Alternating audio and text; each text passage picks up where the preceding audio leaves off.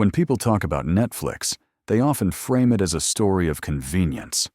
No commercials, watch anytime, binge entire seasons in a weekend. But Netflix did not disrupt entertainment by making it easier to watch content. It disrupted entertainment by changing how stories are created, distributed, and psychologically consumed. Netflix's true revolution wasn't technological alone. It was behavioral. It quietly retrained audiences, creators, and studios to relate to storytelling in an entirely new way. One episode, one click, one binge at a time. Netflix's origin could not have been more unglamorous. In the late 1990s, it was a DVD buy mail company competing with brick-and-mortar rental stores like Blockbuster. There was no talk of awards, prestige television, or cultural dominance. The initial insight was logistical rather than creative. DVDs were lightweight, could be shipped cheaply, and did not require late fees. Eliminating late fees sounds trivial, but it revealed something profound about Netflix's mindset. The company understood that friction, not price, was the real enemy. People did not hate renting movies.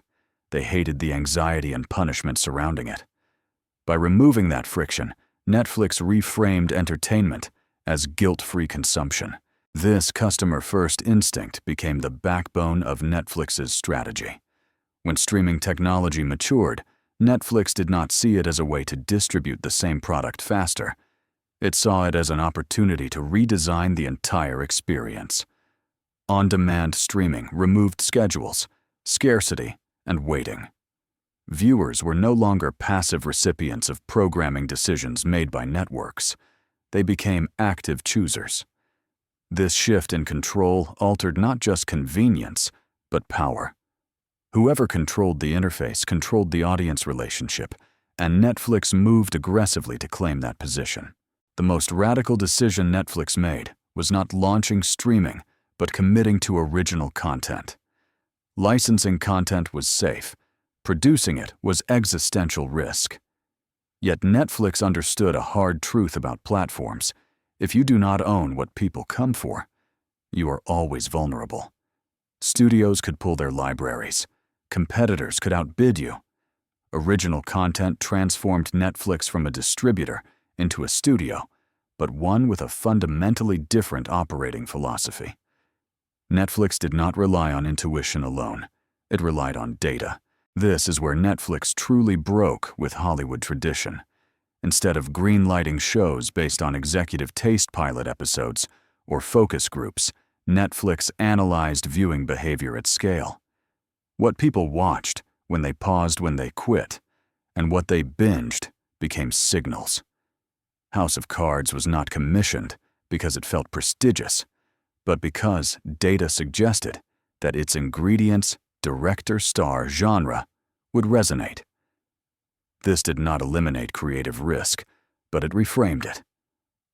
Risk became probabilistic rather than purely instinctive. Binge watching emerged, not as a gimmick, but as a deliberate design choice. Releasing entire seasons at once violated decades of television logic built around weekly anticipation and advertising slots. Netflix recognized that storytelling could be shaped by this freedom. Writers were no longer constrained by cliffhangers designed to retain audiences for the next week. Stories could unfold like long novels rather than episodic loops. This changed pacing, character development, and emotional immersion. Viewers were not just watching shows, they were inhabiting them. This model had profound psychological effects. Binging collapsed the distance between desire and gratification. It rewarded immersion over patience. Netflix did not invent this impulse, but it optimized for it. Autoplay, personalized recommendations, and seamless transitions were not neutral features. They were behavioral architecture. Netflix understood that attention is not infinite, but habit can be engineered. Once watching became effortless, stopping required intention. Entertainment shifted from event-based to ambient. As Netflix expanded globally, its ambitions grew sharper. Unlike traditional studios that exported American content, Netflix invested in local production across dozens of countries. This was not altruism, it was strategy. Local stories created local loyalty, which fed global scale. A Korean series could become a global phenomenon. A Spanish drama could travel continents. Netflix reframed globalization not as cultural dilution, but as cultural exchange, mediated by algorithms rather than executives. Stories no longer needed to be universal to succeed. They needed to be authentic enough to resonate somewhere and discoverable everywhere. Internally, Netflix reinforced this disruption with a radical corporate culture. The famous freedom and responsibility philosophy removed many traditional controls. Employees were treated like adults, not resources. High performance was demanded, but bureaucracy was minimized. This culture mirrored the product: philosophy, reduce friction, increase autonomy, and trust data, and judgment over rigid rules. It created speed, but also volatility. Netflix accepted this trade-off consciously. By the time Netflix became a household name, it had already altered the entertainment industry's foundations. Cable bundles weakened. Appointment viewing eroded. Studios scrambled to build their own streaming platforms. The old model of scarcity collapsed under the weight of abundance. Netflix was no longer competing with other channels. It was competing with sleep social media and every other claim on attention. Entertainment became an infinite scroll, and it is exactly here that the deeper tension of Netflix's story begins to emerge. Because once a company optimizes entertainment for maximum consumption and infinite choice, it must confront whether attention can be stretched without consequence, and whether storytelling designed for binging risks losing cultural staying power, shared moments, and meaning over time. And that unresolved tension is the unfinished thought we must now carry forward into the next part, where Netflix's disruption is tested against saturation competition, creative fatigue, and the long-term cost of turning entertainment into an always-on experience. And when this unresolved tension is carried into Netflix's era of maturity, the disruption begins to turn inward, because changing an industry is easier than sustaining the habits you create once everyone else copies them. Netflix now operates in a world. It helped design a world crowded with streaming platforms, fragmented attention, and audiences who are no longer impressed by abundance alone. The question Netflix must answer is no longer how to free viewers from schedules, but how to make stories matter when nothing ever truly ends and everything is always available. Saturation is the first test. When Netflix was novel, binging felt like liberation. Today, it often feels like exhaustion. Endless choice produces decision fatigue. Autoplay that once felt magical can feel intrusive. The same algorithms that surface content efficiently can flatten discovery into familiarity. Netflix built a system optimized for engagement, but engagement is not the same as attachment. Viewers may watch more, yet remember less. In this environment, success is no longer measured by hours streamed alone, but by cultural residue, which stories linger, which characters endure, and which moments enter shared memory. Competition intensifies this pressure. Studios that once fed Netflix content now compete with it directly. Each platform fights to become the center of attention, and audiences respond by rotating subscriptions rather than committing deeply.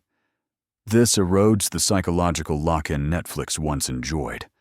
In response, Netflix has leaned into volume and variety, ensuring there is always something new. But novelty has diminishing returns. When everything is new, nothing feels special. The binge model, so powerful at first, risks compressing emotional impact by removing anticipation and communal rhythm. Creative fatigue becomes the second test. Writers and creators now operate in a system that rewards immediate completion rates and fast hooks. Stories are shaped to prevent early drop-off sometimes at the expense of patience and nuance. Netflix's data-driven approach, once revolutionary, now faces its own limits. Data can reveal what people watch, but not always why they care.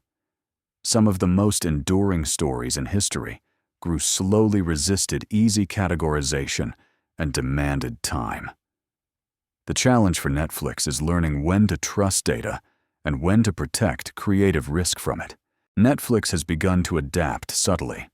Staggered releases, event-style launches, and increased emphasis on franchise worlds signal a recognition that shared moments still matter. Cultural impact is amplified when people watch together, not just alone. The binge is evolving from default to option. Netflix is experimenting with reintroducing rhythm without reverting to rigid schedules. This reflects a broader realization. Freedom does not mean absence of structure. It means choosing the right structure for meaning to form. Global storytelling remains Netflix's most durable advantage. While competition intensifies in the US, Netflix's international investments continue to pay cultural dividends. Stories born outside traditional centers now define global conversation. This decentralization of storytelling may be Netflix's most lasting contribution. By proving that subtitles are not a barrier and that authenticity travels, Netflix permanently altered who gets to tell stories at scale. Even if individual shows fade, the shift in power endures. Ultimately, Netflix's legacy will not be judged by subscriber counts or quarterly growth alone. It will be judged by whether it transformed entertainment into something disposable or expanded the range of voices and forms that could be heard. Disruption always carries cost. Netflix's task now is not to undo binging, but to mature it to balance immersion with reflection, abundance with significance. In the end, Netflix's story reveals a truth about innovation itself. Every breakthrough changes behavior, and every behavior change creates new responsibilities.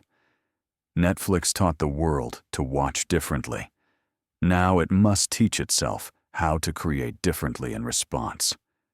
The future of entertainment will not belong to the company that offers the most content, but to the one that understands when to slow the scroll, restore anticipation, and let stories breathe long enough to become part of who we are. If this exploration of Netflix's rise and reckoning has reshaped how you think about entertainment, attention, and storytelling, consider subscribing to the channel for more deep narratives about companies that redefine culture, and leave a comment, sharing whether you believe binge-watching enhanced storytelling or quietly diminished it, because that question captures the heart of what Netflix changed and what it must now decide to protect as it moves forward.